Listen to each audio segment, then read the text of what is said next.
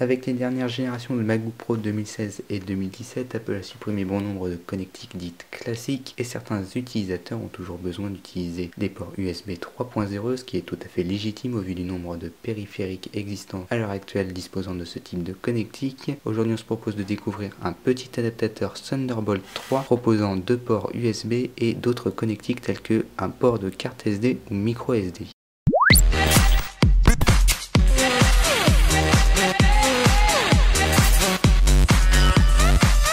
Comme dit précédemment, cet adaptateur de la marque Weebly est un adaptateur qui dispose d'une prise Thunderbolt 3 et d'autres connectiques. C'est un hub qui viendra se placer directement sur les deux ports Thunderbolt 3 côté gauche du MacBook Pro. Au niveau du packaging, on est donc sur quelque chose d'assez simple. On a une notice d'utilisation et une petite pochette de transport en tissu avec le logo de la marque Weebly en bas de la pochette. On va venir regarder de plus près le produit. On a un petit clip pour sortir le hub qui est donc assez petit. Il est vraiment prévu pour être très transportable. On retrouve donc les deux prises Thunderbolt 3 qu'on viendra brancher directement au MacBook Pro. Sur la face du dessus, on retrouve le petit logo qui signifie qu'il s'agit d'un port Thunderbolt 3 bénéficiant des débits donc du Thunderbolt 40 Gb par seconde au maximum. Ici, on trouve un port USB-C qui servira à recharger le Mac, donc c'est un port Power Delivery. Ensuite, à côté de ce port servant à recharger le MacBook Pro, on trouve un port SD, tout ce qu'il y a de plus classique, un micro SD juste au-dessus et ici deux ports USB 3.0 pouvant délivrer donc en termes de transfert de données un débit de 5 Gb par seconde maximum. L'ensemble est en aluminium. Ici on a le modèle gris sidéral, à savoir qu'il existe aussi un modèle argent. Sur le dessus on retrouve une petite LED qui s'allume dès que le hub est connecté au MacBook Pro. Et enfin en bas à droite de cet alliage en aluminium on retrouve le logo de la marque. Afin de tester le produit, on va venir directement le connecter au MacBook Pro et vérifier que tout fonctionne correctement d'un point de vue connectique. Le MacBook est en place, on va maintenant venir connecter le petit adaptateur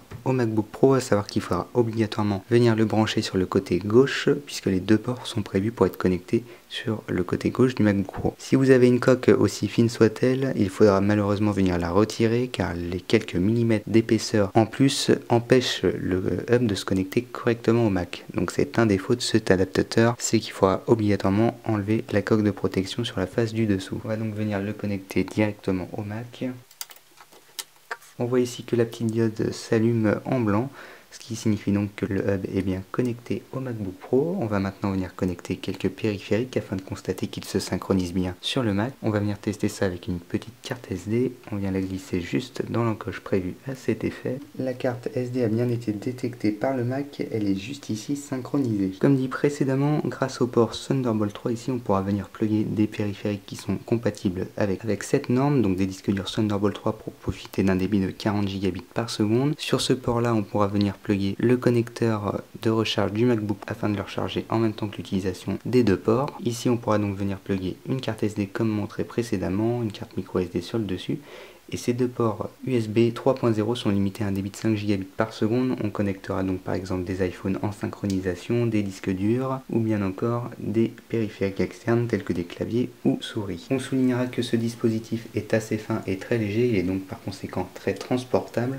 On pourra l'emmener partout avec le Mac. En termes d'épaisseur et de dimension, le hub mesure environ 8 mm d'épaisseur pour 96 mm de longueur et 22 mm de largeur. Si vous souhaitez en savoir plus sur ce hub de la marque Weebly qui est prévu spécialement pour le MacBook Pro 2016 et 2017, je vous invite à cliquer sur le lien qui est dans la description de la vidéo. À savoir qu'en termes de tarifs, ce hub est proposé à partir d'une cinquantaine d'euros. C'en est tout pour la prise en main de ce hub de la marque Weebly et moi je vous dis à la prochaine dans une prochaine vidéo.